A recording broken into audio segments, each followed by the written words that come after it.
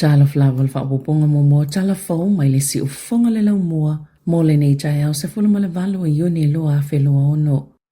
E le ia o atu i le wha amasinonga, mātua ia na mōlia i le lea o onga o whanau, peo na whaalia le minista langolango a onga David Sāmoa. Na saunua Sāmoa i lunga le komiti whaapale mene moa onga mga luenga, e tolu sifulu ono mātua o tala whea ngai o na mōlia le to la fono. Na ia saunua, o le whaamatau e ala i le ave le whaamasinonga, o lava lea, ona na toe ave i a inga i se fulu malevalu, a la tau whanau ia onga, a se fulu fitu isi a inga, o lo o whaanga solo pea la tau mata upu, e ye se isi a inga o whaatulanga ina lea solo whaamasinonga, peitai e le ia o atu peo na saunua Sāmoa, ma o lea la o toi whaatulanga le isi aso, o lo o whaasolo lava ina whaale lea le toa anga o tamaiti lea onga, peo na saunua le taitai o le Act, na saunua le whaipula le Green Lawrence Sunan, e einia onga i le ofiafia, ina ua suia ia inga o leo o tamaiti ia onga, ona ua whaatapula aina ia vano e tu ina atua i le whaatanganga i tamaiti ia o onga atua i le fale, na tali Sāmoa,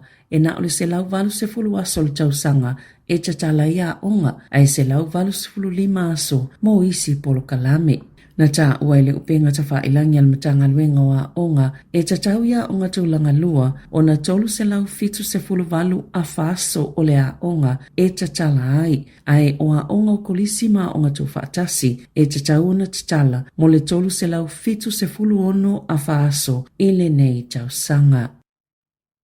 Ua whesilingi e se tangata o tō mai whaapitua i polo kalame mo le pui ngai lunga o komipiuta, ni mea whai ngā luenga, po ni vaenga fōu le Microsoft Teams. Ona o le tūlanga tau le pui ngā o whaamatalanga patino o tangata whai ngā luenga. Wa amatalia le company tau polo kalame o komipiuta, le Microsoft, se vaenga e whaapopo i a lātou au nanga whaate konolosi, le ta o le Teams, e mata i tuai tangata whai ngā luenga i tutono ofisa, whaapea ma whafu atu. Ua ta ua ilunga le upenga ta wha ilangi le Microsoft, a whaapea i ki lea vaenga whaapopo, o le ama whailoa i le polo kalame o le Teams. Ona i loa ni ngā iuinga i lunga o le masini a le tangata, tusa lava, pele o whaonga ina le polo kalame leo le Teams, na whaalia le Microsoft, o se tasi leo awala, e mawhaio na malamala mai i taimi avano o tangata, peitai, na saunoa Alex Baird o le University o Kilani i lunga le checkpoints a le Radio New Zealand. E tatau na toe ilo le lei, le whaonganga o whaamatalanga po o whaamaumaunga ia e ao e lea mea whai ngā luenga fōu. Na ia saunoa, pe matai tala whea ngai mō tangata uma i totono se whaala potopotonga o na iloa ia whainga i lona manatu e mo o mia le mana natu le lei e winga i whaatala noa ngai whaia a au whainga luenga whaapia mō lato pule pe tatau ona ki pe tapelea vaenga whaau popo a o afo i mea o loo whao ngā ina i ai. Na whaalia i se ripoti fōua le ACC o le awha manuanga e tutupu lea i totono a inga mai tu samalelua te simale fitu piliona tā la sa le mawhai o na mawai i le tausanga e lua awhilua lima. E whawha pasene o manuanga i a inga na tutupu i whafo fale e au fiele tolu valu pasene i tonga la au wha pasene i lungo le dek ma le lua pasene i awala ta avalea a inga. I totono fale o a inga e pito tele manuanga i totono poto moe pe tu sale ma le sifulu valu pasene pito i aile fale ta ele ma umukuka i le tusa male se fululua pasene o le afo manuanga i tutupu i totono a inga o tangata i pa ma uasi itia mai le whalua pasene i le lua whelua wha. Na sauno le minista langolango mo le ACC Nicola Craig ma le minista o le ACC Scott Simpson o ta ua mai ia foi numera le ta ua le puipuinga mai ne manuanga o taui i le vai aso mo manuanga i tolu sifulfitu afe i totono a inga. Sa whaalui na i le iwa se lau tolu sifulfa miliona tā la i le tausanga. Whaatustusai manuanga i totono whalewhai ngā luenga. Na si itia mai le valu se lau se fulu 5 miliona tā la sa iai. I le tausanga i lua whelua 5 e lua se fulu miliona aso o tau i whaale vai aso. Mai valu te simale fitu biliona tā la sa le mawhai o na mauai mole ta mau aingo le atunu. Si itia mai leono te simale whāwalu biliona tā la i le tausanga i lua whelua tasi. E tolu te simale tasi biliona tā la sa tutongi le ACC ile vai aso mo taui ile luafe lua lima mo le silia ma le sela wono se fuluafe o tangata e le mawhaiona ngā lulue ona o manu anga. O le masino a perila le tausanga nei, sa whai e se folasanga le Central Pacific Collective i le Graduate School of Design a le University o Harvard. E whaatatau la lātou polo keti o le awa whare, awa whale, le olo o whauinai ni whale na ia mawhaiuna maua ni whale tau ngō fie, ma avea ma lātou lava mea tō tino mo a inga Pasifika i porirua. O lea polo keti pe o na lausila fia, o lo ta ita ia ele Central Pacific Collective, whai pa angai ma le teru nanga utuaranga tira, ma le matanga alwenga mo tangata Pasifika, sa folasia ele Central Pacific Collective i Harvard. Pēna whaapewhia i la nātou whainga pā anga, mani fuafuanga whaatu manga Pasifika, o na mawai ni awanoa sili atu o na lilei, mo ni whale mo le mawhitanga o tangata Pasifika, no lātou wholasia atu ai fwoi, lelu i tau e whaapea o le tali le whaafita auli, o iei whale i le laulangi, lea uai lima o mawhitanga Pasifika, mo au ngā tupulanga e tele. Sa mo le mawina le pātipatia ma le vi ia le Harvard Graduate School of Design, o lea polo keti.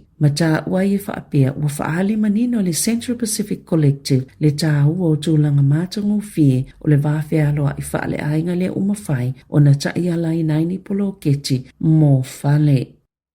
Na whaalia leo leo, e to se fulu tasi tanga tanu usaina ma Taiwan, e iai le so tanga se whaalapo tupotonga e tau pule pule ina whainga whaasolo tula fono. Mana taloka ina i whiwhatawa ingo le methamphetamine, na whaiani o se whainga leo leo i au kilani li tai au le solua. Ila lātou su inga tele tā o le Operation Haste, e au fia i Avondale ma Pakuranga, o tau lele ai e to se fulu tasi, e le vale ta ilu se fulu tasi ma le ta ilima tolu tau sanga le mātutua. Sa ma whaiona tau fia i fo i leo leo, ma se tino i tupe tu sama le lua se la wafe tā la, o le siudo i federin, ma le tu sama le se fulu kilo kalama, o le methamphetamine. Na tā ua Detective Inspector Tom Collin, e yeilo lātou tali tonunga, na ulu fale mai a tau le lea, ma se fuafuanga e ngao sini fuala u whaasaina i totono le atunu u, ai lango sua i nisi o whaia i a mionga i totono New Zealand. Saf so soani le vaenga whaaupenga ina whaapitoa leo leo, i au sawhainga, mana mawai fo i mani mea whainga aluenga e ngao si ai, fuala au whaasaina,